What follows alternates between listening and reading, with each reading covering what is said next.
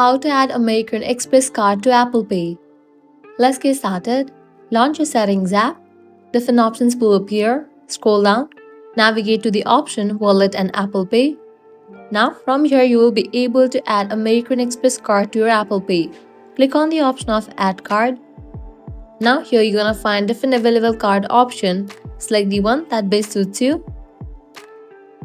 You'll get two options. You can either scan the card or you can enter the card details manually. Select the option of your choice. Now provide your card details, name and card number. After you type in your card number, you can click on Next. In the next page, you will need to provide your other card details.